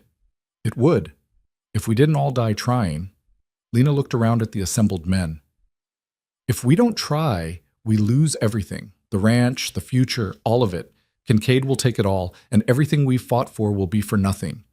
Eli stepped forward. I'll go. Eli, no. Cole started. I'll go. Eli repeated. This ranch saved me when I had nowhere else to turn. If there's a chance we can save it back, I'm taking it. Jack nodded. Me too. Roy sighed. Hell, I'm too old to be smart. Count me in. Silas gave his usual quiet nod. Everyone looked at Wade. He stared at the ground for a long time. Then he looked up at Cole. Your father was my best friend, he said quietly, and I promised him I'd look after this place. I failed that promise too many times. I'm not failing again. Cole's eyes glistened. Wade, I can't ask you to... You're not asking, Wade said. I'm telling you, we're doing this. Cole looked at each of them in turn, then at Lena. She took his hand. We can do this. Together. Cole closed his eyes, and Lena could see the war raging inside him.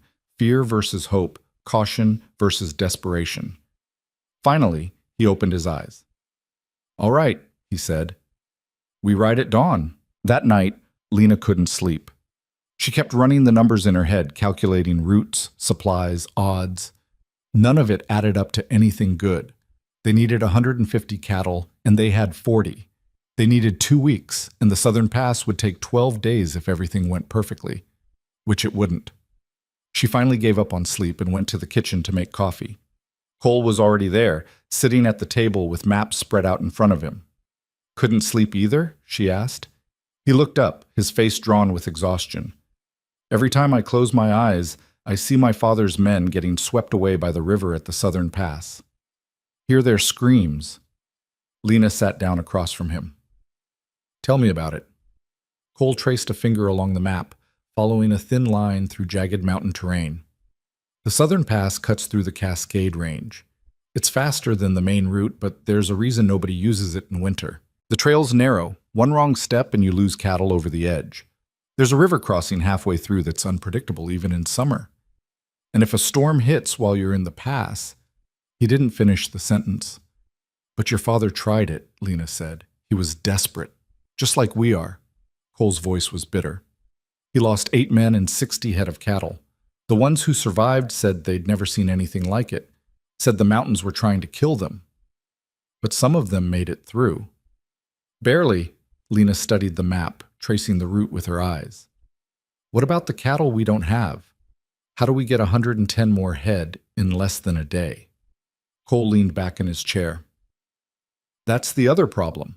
The only rancher close enough who might have cattle to spare is Marcus Brennan, but he and my father had a falling out years ago. He won't help us. What was the falling out about? Water rights. My father won a legal battle that Brennan thought should have gone his way. Brennan swore he'd never do business with a Mercer again. Maybe he'll change his mind. Cole shook his head. You don't know Brennan. He's more stubborn than the land itself. Then I'll convince him. Cole looked at her like she'd lost her mind. Lena, we don't have a choice, Cole. If there's even a chance he'll help, we have to try. Cole studied her face for a long moment, then nodded slowly. All right, but I'm coming with you. No, Lena said firmly. You need to stay here and organize the drive. Get the men ready, gather supplies, plan the route. I'll handle Brennan. Lena, he's not going to listen to you. Then I'll make him listen. Cole reached across the table and took her hand. Why are you doing this? You could walk away right now. This isn't your fight anymore. Lena squeezed his hand. Yes, it is. The moment I decided to stay, it became my fight too. Dawn came too quickly. Lena saddled her horse while the men prepared for the cattle drive. Wade was checking saddles and gear. Eli and Jack were organizing food supplies. Roy and Silas were gathering the 40 cattle they had, checking each one for fitness to travel. Cole walked Lena to her horse. Brennan's ranch is about 20 miles northeast. You should be able to make it by noon if you push hard. I'll be back before dark, Lena promised. Be careful. Brennan's got a temper. So do I when I need to. Cole pulled her into a quick, fierce kiss. Come back to me. Always, Lena said. She mounted her horse and rode out, not looking back. If she looked back, she might lose her nerve. The ride to Brennan's ranch took her through country that was both beautiful and brutal. Snow-covered plains gave way to rolling hills, then to rougher terrain dotted with pine trees and rocky outcroppings. The cold was relentless, seeping through her coat and settling in her bones. but Lena barely noticed. Her mind was focused entirely on what she'd say to Marcus Brennan, how she'd convince a man who'd nursed a grudge for years to help the son of his enemy. By the time she reached Brennan's property, it was just past noon. The ranch was impressive, larger than Cole's, with well-maintained buildings and healthy-looking cattle grazing in the distance. This was a ranch that was thriving, not just surviving. Two men met her at the gate, both armed. "State your business," one of them said. "I need to speak with Marcus Brennan. He ain't taking visitors. Tell him it's about Cole Mercer and the Southern Pass." The men exchanged glances. One of them rode off toward the main house, while the other kept his rifle trained loosely in Lena's direction. 10 minutes later, the man returned. "Boss says you got 5 minutes." They escorted her to the house. Marcus Brennan was waiting on the porch, a barrel-chested man in his 60s with iron-gray hair and eyes that could cut glass. "5 minutes," he said without preamble. "And only because you mentioned the Southern Pass. Last time someone tried that route, 8 men died. I'm curious why you're fool enough to try it." Lena dismounted and faced him directly. "Because Russell Kincaid is trying to steal the Mercer Ranch, and the only way to stop him is to deliver 150 head of cattle to Millerton in 14 days. Brennan's expression didn't change. "And what's that got to do with me? You're the only rancher within range who has cattle to spare. We need 110 head. Brennan barked out a harsh laugh. "You want me to lend cattle to a Mercer? Lady, you've got nerve. I'll give you that." "We're not asking for charity," Lena said. "We'll pay you back with interest once we get payment from the Millerton contract. If you make it to Millerton, which you won't. Maybe not, but we're going to try." Brennan studied her for a long moment. "You're not Cole Mercer. Who are you?" "My name is Lena Cross. Cole saved my life 2 years ago. I came to his ranch to repay that debt. And now you're trying to save his ranch by throwing yourself into a suicide mission through the Southern Pass in the middle of winter." Brennan shook his head. "Either you're the bravest woman I've ever met, or the dumbest." "Maybe both," Lena admitted, "but that doesn't change the fact that we need your help." "Why should I help a Mercer? His father cost me a fortune with that water rights lawsuit." Lena took a step closer. "Because this isn't about old grudges or ancient history. This is about whether good people get to keep their home, or whether men like Russell Kincaid get to take whatever they want just because they have the power to do it. The world's not fair, Miss Cross. Surely you've lived long enough to know that." "I have," Lena said. "I've lost everything I ever cared about. My family, my home, my whole life. I know exactly how unfair the world is. But I also know that sometimes, just sometimes, we get a chance to make it a little less unfair. This is one of those chances." Brennan's jaw tightened. "You're wasting your time." "Then give me 1 more minute of it," Lena said. "Cole Mercer is not his father. He's a good man trying to honor his family legacy while fighting against odds that would break most people. And he's doing it with nothing but determination and a handful of loyal men who believe in him." She paused, letting her words sink in. "You could help us. Or you could let Russell Kincaid win. But years from now, when people ask you about the Mercer Ranch, do you want to say you stood by and let it fall? Or do you want to say you gave them a fighting chance?" Brennan stared at her, his expression unreadable. The silence stretched so long that Lena thought he might just turn and walk away. Then he spoke. 110 head, you said." Hope flared in Lena's chest. "Yes. And you'll pay me back with 20% interest once you deliver to Millerton?" "Yes." Brennan turned to one of his men. "Get Davis and tell him to cut out 110 of the best cattle from the north herd. Have them ready to move within the hour." The man's eyes widened. "Boss, are you sure, Did I stutter?" "No, sir." The man hurried off. Brennan turned back to Lena. "I'm doing this because you're right. Cole's not his father. And because I'm tired of watching Russell Kincaid swallow up every decent ranch in this territory. But understand something, Miss Cross. If you fail to deliver those cattle, or if Cole can't pay me back, I will take that ranch myself. Are we clear?" "Crystal clear," Lena said. "Then get those cattle to Millerton." Brennan's expression softened just slightly. "And for what it's worth, I hope you make it." By the time Lena returned to the Mercer Ranch with 110 head of Brennan cattle, the sun was setting and the men had everything else ready to go. Cole met her at the gate, his face a mixture of relief and disbelief as he saw the herd behind her. "How did you—" "I asked nicely," Lena said, dismounting, "and I promised him 20% interest." 20%? Wade whistled. "That's steep." "It's fair," Lena said, "and it's better than losing everything." Cole pulled her aside. "We leave in 2 hours. I want to move through the night to make up time. Are you sure you want to come? You could stay here, manage things while we're gone." "I'm coming," Lena said firmly. "It's going to be dangerous." "I know. We might not make it." "I know that too." Lena took his face in her hands. "But I didn't come this far to watch you ride off without me. We do this together." Cole kissed her forehead. Together.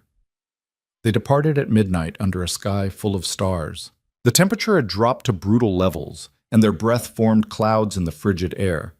150 head of cattle moved in a long, unwieldy line, driven by 7 people who knew the odds were against them but refused to quit. Lena rode near the middle of the herd, keeping watch for stragglers. The cattle were restless in the cold, their movements unpredictable. But the men were experienced, moving with practiced efficiency to keep the herd together. The first 2 days passed in a blur of exhaustion and cold. They pushed hard, covering 40 miles in 48 hours. The cattle were holding up better than expected, and the weather stayed clear. But everyone knew the real test was still ahead. On the 3rd day, they reached the entrance to the southern pass. Lena had never seen anything like it. The mountains rose like jagged teeth on either side, creating a narrow corridor that seemed to go on forever. The trail was barely wide enough for the cattle to move in single file, and the drop-off on one side was dizzying. Cole called a halt before they entered. The men gathered around him, their faces grim. "Once we start into the pass, there's no turning back," Cole said. "The trail's too narrow to reverse course. We either make it through or we don't. Everyone understand?" They all nodded. "If anyone wants to back out, now's the time. No judgment." No one moved. Cole's throat worked. "All right then. Let's move." They entered the pass as the sun reached its zenith, providing what little warmth it could. The going was slow and treacherous. The cattle balked at the narrow trail, and it took constant effort to keep them moving forward. Lena's heart was in her throat the entire time. Every time a cow stumbled near the edge, every time loose rocks skittered down into the abyss below, she felt her stomach drop. But they kept moving. Hours passed. The sun began to sink, and the temperature dropped even further. They couldn't stop. There was nowhere wide enough to make camp. They had to keep pushing through the darkness. Lena had never been so cold in her life. Her fingers were numb despite her gloves. Her face felt like ice. But she didn't complain. None of them did. Around midnight, disaster struck.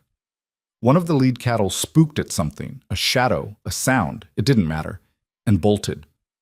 The sudden movement caused a ripple effect through the herd. Cattle started pushing and shoving, dangerously close to the edge. "Hold them!" Cole shouted. Eli and Jack rode forward, trying to calm the lead animals. Wade moved along the side, using his voice and his rope to keep the herd from scattering. Lena saw one of the cows near the back slip on loose rock. The animal's legs went out from under it, and it began sliding toward the edge. Without thinking, Lena spurred her horse forward. She grabbed her rope and swung it, catching the cow around the neck just as it was about to go over. She wrapped the rope around her saddle horn and leaned back, her horse digging in its hooves. The rope went taut. The cow's weight was staggering, pulling both Lena and her horse toward the edge. "Lena!" Cole's voice was raw with fear. Then Wade was there, adding his rope to hers. Together, they hauled the terrified animal back from the brink.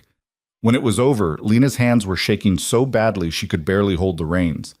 Cole rode up beside her. "Are you hurt?" "I'm fine," she managed. "That was insane. That cow represents money we can't afford to lose." Cole stared at her, then shook his head in amazement. "You're something else, Lena Cross." They finally emerged from the pass 3 days later, exhausted and frozen but intact. They'd lost 4 cattle, fewer than anyone had dared hope for, but their relief was short-lived. Ahead of them lay the river crossing. Lena had heard the stories about this river, but nothing prepared her for the reality. The water was swift and dark, swollen with snowmelt from the mountains. Ice formed along the edges, and the sound of the current was like thunder. "This is where my father lost half his herd," Cole said quietly. Wade rode up beside them. "Water's running higher than I've ever seen it. If we try to cross now, we'll lose everything." "We don't have a choice," Cole said. "We've got 4 days to reach Millerton. If we wait for the water to drop, we won't make it in time." "If we cross now, we might not make it at all," Wade countered. They stared at the raging river, weighing impossible options. Then Lena spoke up. "What if we don't cross here?" Both men turned to look at her. "What do you mean?" Cole asked. "The water's highest here because it's channeled between these rock walls. But a mile upstream, the canyon widens. The current might be slower there, the crossing easier." Wade frowned. "Wait. That'll add half a day to our journey." "Better to add half a day than lose the whole herd," Lena said. Cole considered this, then nodded. "It's worth a try." They drove the cattle upstream. Lena's instinct proved correct. Where the canyon widened, the river spread out, becoming shallower and slower. It was still dangerous, but crossable. They started the crossing just before dawn. The cattle went reluctantly, balking at the cold water. But the men worked together, coaxing, pushing, pulling, until the entire herd was moving across. Lena was halfway through when her horse stumbled on the rocky riverbed. The animal went down, throwing Lena into the freezing water. The current grabbed her immediately, dragging her downstream. She fought against it, trying to find her footing, but the water was too strong and too cold. Her heavy coat was pulling her under. She heard Cole scream her name. Then strong hands grabbed her, hauling her upward. Wade had ridden into the current after her, catching her before she could be swept away. He pulled her up behind him on his horse and rode hard for the shore. When they reached land, Lena collapsed on the bank, coughing up water, shaking violently from the cold. Cole was there in seconds, stripping off his coat and wrapping it around her. "We need to get you warm. Now." "The cattle," Lena stammered through chattering teeth. "Are across," Cole said. "All of them. We made it." Relief flooded through her even as her body continued to shake. Wade appeared with dry blankets from one of the supply packs. "Get her into these. We need to keep moving. She'll freeze if we stay still." They got Lena bundled up and back on a horse. Not her own, which had run off, but Eli's mount while he drove cattle on foot. Lena wanted to protest, but she was shaking too hard to argue. The rest of that day passed in a haze. Lena was vaguely aware of the landscape changing, of the men's voices calling out to each other, of the steady rhythm of hoofbeats and cattle lowing. By nightfall, they'd covered another 15 miles. They made camp in a sheltered valley, building a fire and finally allowing themselves to rest. Lena sat close to the flames, still wrapped in every blanket they could spare. Cole sat beside her, one arm around her shoulders. "That's twice you've almost died on this drive," he said quietly. "But I didn't," Lena pointed out. "You scared the hell out of me." "I scared myself." Cole pulled her closer. "When this is over, we're never doing anything this stupid again." Lena managed a weak laugh. "Deal." Wade approached the fire, carrying 2 cups of coffee. He handed one to Lena. "Thank you," she said, "for pulling me out of the river." Wade shrugged. "Couldn't let you drown. Who'd cook when we get back to the ranch?" It was the closest thing to a joke Lena had ever heard from him. She smiled despite her exhaustion. They reached Millerton on the 13th day. The town appeared on the horizon like a mirage, and Lena felt tears of relief streaming down her face. They'd actually made it. The cattle were thinner than when they'd started, and the men looked like they'd aged 10 years in 2 weeks. But they were alive, and they'd delivered every single remaining head of cattle. The buyer was waiting at the stockyard, a prosperous-looking man named Harrison, who looked skeptical when he saw the haggard group approaching. "Cole Mercer?" he asked. "That's me," Cole said, dismounting. "You're late. Contract said 14 days. "Today is the 14th day," Cole said. Harrison checked his pocket watch and grunted. "By 2 hours, barely." "Barely counts," Wade said. Harrison walked among the cattle, inspecting them carefully. His frown deepened with each animal he examined. "These cattle look like they've been through hell," he said. "They have," Cole replied. "We came through the Southern Pass." Harrison's eyebrows shot up. "You're either the bravest man I've met or the craziest." "Maybe both," Cole said. "But we delivered. 146 head, as contracted. Contract was for 150. We lost 4 in the past, but 146 is close enough. Harrison shook his head. Contract specific, 150 or nothing. Lena felt the bottom drop out of her stomach. They'd come so far, lost so much, and now this bureaucratic technicality was going to destroy everything. But Cole didn't flinch. Then I guess we have a problem, because these are the cattle you're getting. You can accept them and pay what they're worth, or you can reject them and explain to whoever hired you why you sent back a perfectly good herd over 4 missing cows. Harrison and Cole stared at each other for a long, tense moment. Then Harrison smiled. You got sand, Mercer. I like that. He turned to his assistant. Count them out and draw up the payment. Relief made Lena's knees weak. They'd done it. Against impossible odds, they'd actually done it. The payment came to just over $7,000. Enough to pay back Brennan with interest, cover the ranch's debts, and have some left over to start rebuilding properly. As Harrison's men drove the cattle into the stockyard, Cole turned to his crew. We did it, he said simply. Eli let out a whoop. Jack and Roy embraced. Silas smiled his quiet smile. Wade walked over to Cole and extended his hand. Your father would be proud. Cole shook it, his eyes glistening. Thank you. For everything. Don't thank me yet, Wade said. We still have to ride 200 miles back home. But the journey back was nothing like the journey there. Without the cattle to slow them down, they made good time. The weather held. And most importantly, the weight of desperation that had pressed down on all of them was gone. They'd won. 10 days later, they rode back onto the Mercer Ranch. Lena had never been so happy to see anywhere in her life. The ranch looked different now, not because anything physical had changed, but because of what it represented. It was home. Not just a place, but a future. The first thing Cole did was ride to Brennan's ranch to deliver his payment with interest. He came back grinning. What did Brennan say? Lena asked. He said we were the damnedest fools he'd ever met. And then he said if we ever need help again, we should ask. He said that? Not in those exact words, but that was the gist of it. Over the next few months, they threw themselves into rebuilding the ranch properly. With money in the bank and hope in their hearts, they repaired buildings, bought new equipment, and expanded the herd. The men worked with renewed purpose. Wade became Cole's unofficial second-in-command, his bitterness replaced by something that almost looked like contentment. Eli took charge of the cattle operation. Jack and Roy handled the day-to-day maintenance.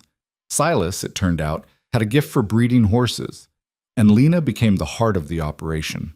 She still cooked, but now she also managed the accounts, negotiated with buyers, and helped make decisions about the ranch's future. The men respected her not because Cole did, but because she'd earned it. Spring came, bringing green grass and new life. The cattle fattened. The ranch prospered. One evening, as the sun set over the valley, Cole found Lena in the garden she'd planted behind the house. I have something for you, he said. He held out his hand. In his palm was a simple gold ring. It's not fancy, he said, and I know we're already committed to each other, but I wanted to do this properly. Lena's eyes filled with tears. Cole Mercer, are you proposing to me in the vegetable garden? Is that a problem? No, she said, laughing and crying at the same time. It's perfect. He slipped the ring onto her finger. It fit perfectly. They were married a month later in a ceremony attended by half the county. Thomas Wheeler gave Lena away.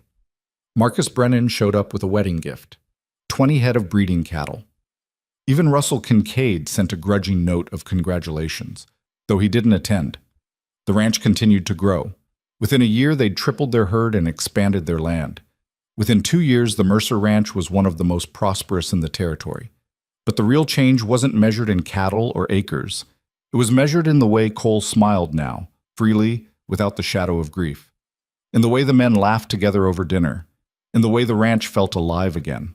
3 years after Lena had first ridden onto the property with nothing but a debt and a determination, she stood in the kitchen she'd claimed as her own, cooking breakfast for her family. Cole came in carrying their daughter, a fierce little thing named Sarah, who had her mother's determination and her father's stubbornness. Something smells good, Cole said, kissing Lena's cheek. Biscuits and gravy, Sarah's favorite. Their daughter reached for Lena, who took her and set her in the high chair Cole had built. Through the window, Lena could see the ranch stretching out in all directions, fences mended, buildings strong, cattle dotting the hills. She could hear the men's voices as they started the day's work, could smell coffee brewing and bread baking. This was what she'd been searching for all those years ago when she'd ridden through a blizzard to find the man who'd saved her life. Not a ranch, not a home, but a place where she belonged, a purpose worth fighting for, a family worth everything. She'd come to repay a debt. But somewhere along the way, she'd found something far more valuable. She'd found herself. Cole wrapped his arms around her from behind, his chin resting on her shoulder. "What are you thinking about?" Lena smiled, watching the sun rise over the ranch they'd saved together. "I'm thinking about how far we've come." "We've come a long way," Cole agreed. "And I'm thinking," Lena continued, turning to face him, "that I'm exactly where I'm supposed to be." Cole kissed her, long and slow, while their daughter banged her spoon on the table demanding breakfast. Outside, the ranch was waking up. The cattle were lowing, the horses were stirring, the land was coming alive with another day. And inside the kitchen, where it had all begun, Lena Cross Mercer stood with her family and realized the truth she'd been searching for all along. She'd never come to repay a debt. She'd come home. Cole's throat worked. "All right then, let's move." They entered the pass as the sun reached its zenith, providing what little warmth it could. The going was slow and treacherous. The cattle balked at the narrow trail, and it took constant effort to keep them moving forward. Lena's heart was in her throat the entire time. Every time a cow stumbled near the edge, every time loose rocks skittered down into the abyss below, she felt her stomach drop. But they kept moving. Hours passed. The sun began to sink, and the temperature dropped even further. They couldn't stop. There was nowhere wide enough to make camp. They had to keep pushing through the darkness. Lena had never been so cold in her life. Her fingers were numb despite her gloves. Her face felt like ice, but she didn't complain. None of them did. Around midnight, disaster struck. One of the lead cattle spooked at something, a shadow, a sound, it didn't matter, and bolted. The sudden movement caused a ripple effect through the herd. Cattle started pushing and shoving dangerously close to the edge. "Hold them!" Cole shouted. Eli and Jack rode forward, trying to calm the lead animals. Wade moved along the side, using his voice and his rope to keep the herd from scattering. Lena saw one of the cows near the back slip on loose rock. The animal's legs went out from under it, and it began sliding toward the edge.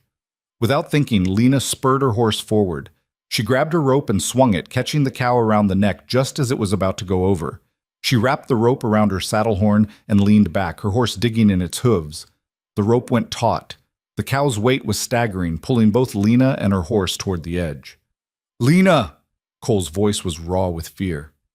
Then Wade was there, adding his rope to hers. Together, they hauled the terrified animal back from the brink. When it was over, Lena's hands were shaking so badly she could barely hold the reins. Cole rode up beside her. "Are you hurt?" "I'm fine," she managed. "That was insane.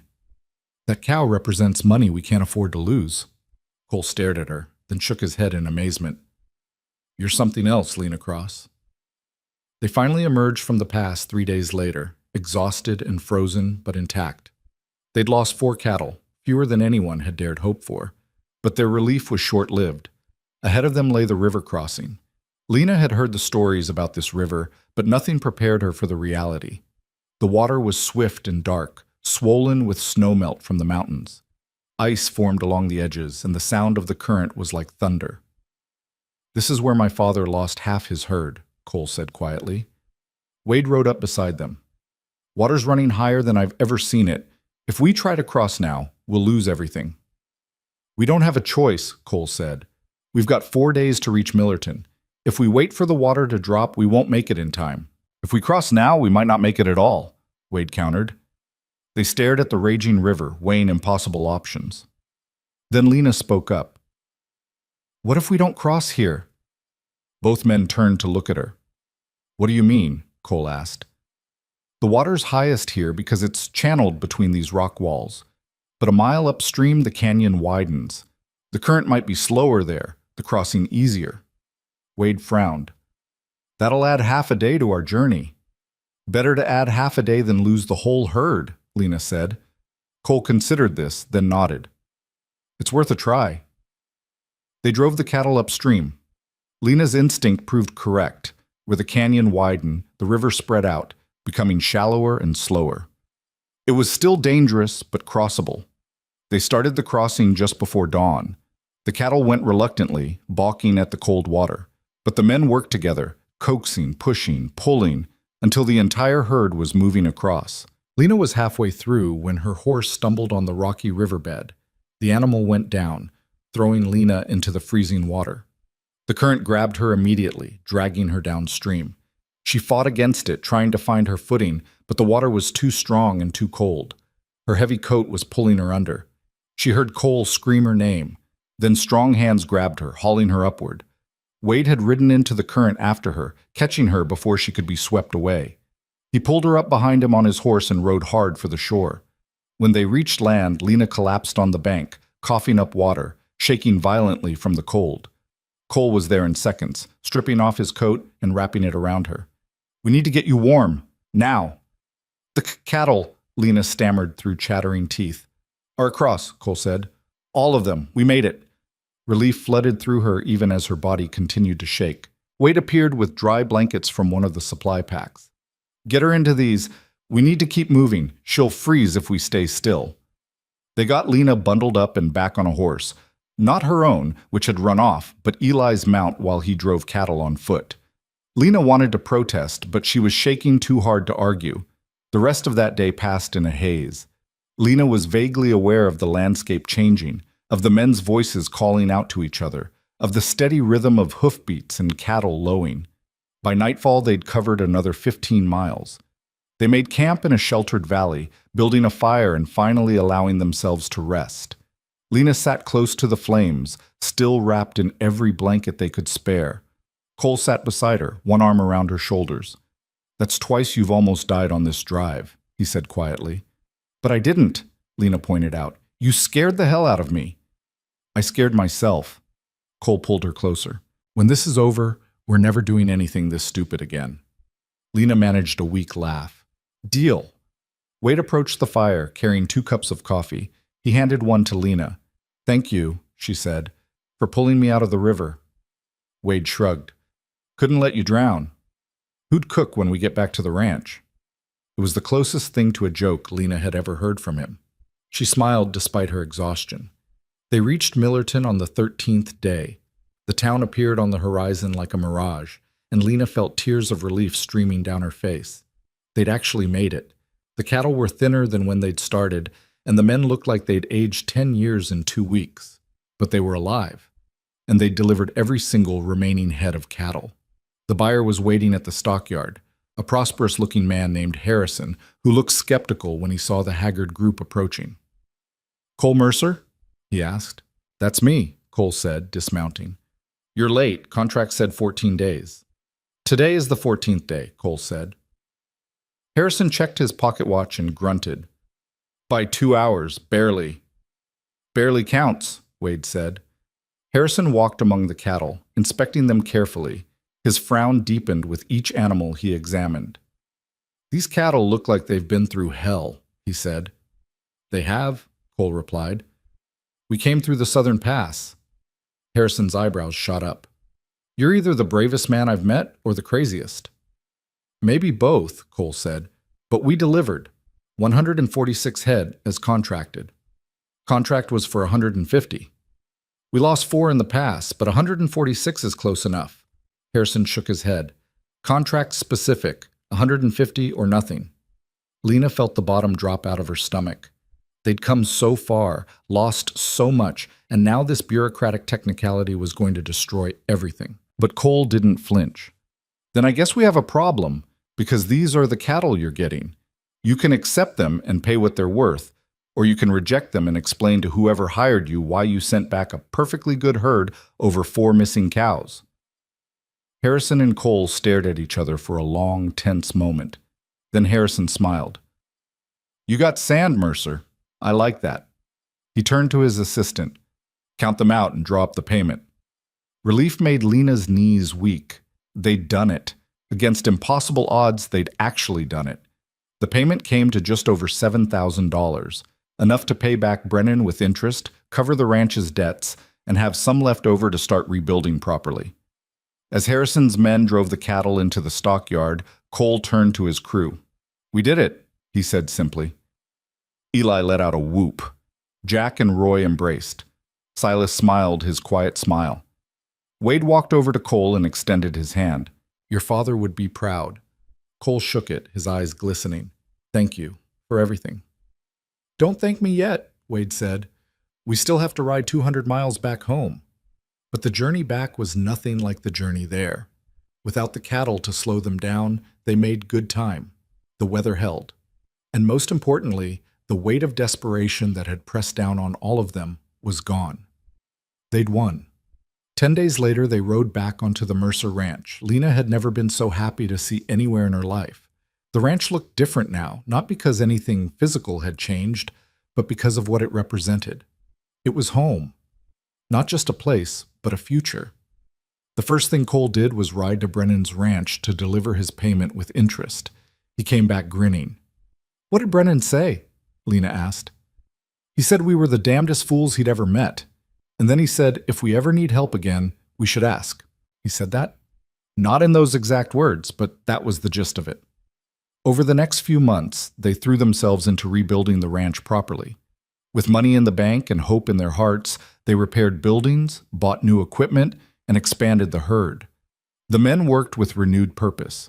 Wade became Cole's unofficial second-in-command, his bitterness replaced by something that almost looked like contentment. Eli took charge of the cattle operation. Jack and Roy handled the day-to-day maintenance. Silas, it turned out, had a gift for breeding horses. And Lena became the heart of the operation. She still cooked, but now she also managed the accounts, negotiated with buyers, and helped make decisions about the ranch's future. The men respected her not because Cole did, but because she'd earned it. Spring came, bringing green grass and new life. The cattle fattened. The ranch prospered. One evening, as the sun set over the valley, Cole found Lena in the garden she'd planted behind the house. "I have something for you," he said. He held out his hand. In his palm was a simple gold ring. "It's not fancy," he said, "and I know we're already committed to each other, but I wanted to do this properly." Lena's eyes filled with tears. "Cole Mercer, are you proposing to me in the vegetable garden? Is that a problem?" "No," she said, laughing and crying at the same time. "It's perfect." He slipped the ring onto her finger. It fit perfectly. They were married a month later in a ceremony attended by half the county. Thomas Wheeler gave Lena away. Marcus Brennan showed up with a wedding gift, 20 head of breeding cattle. Even Russell Kincaid sent a grudging note of congratulations, though he didn't attend. The ranch continued to grow. Within a year, they'd tripled their herd and expanded their land. Within 2 years, the Mercer Ranch was one of the most prosperous in the territory. But the real change wasn't measured in cattle or acres. It was measured in the way Cole smiled now, freely, without the shadow of grief, in the way the men laughed together over dinner, in the way the ranch felt alive again. 3 years after Lena had first ridden onto the property, with nothing but a debt and a determination, she stood in the kitchen she'd claimed as her own, cooking breakfast for her family. Cole came in carrying their daughter, a fierce little thing named Sarah, who had her mother's determination and her father's stubbornness. "Something smells good," Cole said, kissing Lena's cheek. "Biscuits and gravy, Sarah's favorite." Their daughter reached for Lena, who took her and set her in the high chair Cole had built. Through the window, Lena could see the ranch stretching out in all directions, fences mended, buildings strong, cattle dotting the hills. She could hear the men's voices as they started the day's work, could smell coffee brewing and bread baking. This was what she'd been searching for all those years ago when she'd ridden through a blizzard to find the man who'd saved her life. Not a ranch, not a home, but a place where she belonged, a purpose worth fighting for, a family worth everything. She'd come to repay a debt. But somewhere along the way, she'd found something far more valuable. She'd found herself. Cole wrapped his arms around her from behind, his chin resting on her shoulder. "What are you thinking about?" Lena smiled, watching the sun rise over the ranch they'd saved together. "I'm thinking about how far we've come." "We've come a long way," Cole agreed. And I'm thinking, Lena continued, turning to face him, that I'm exactly where I'm supposed to be. Cole kissed her, long and slow, while their daughter banged her spoon on the table, demanding breakfast. Outside, the ranch was waking up. The cattle were lowing, the horses were stirring, the land was coming alive with another day. And inside the kitchen, where it had all begun, Lena Cross Mercer stood with her family and realized the truth she'd been searching for all along. She'd never come to repay a debt. She'd come home.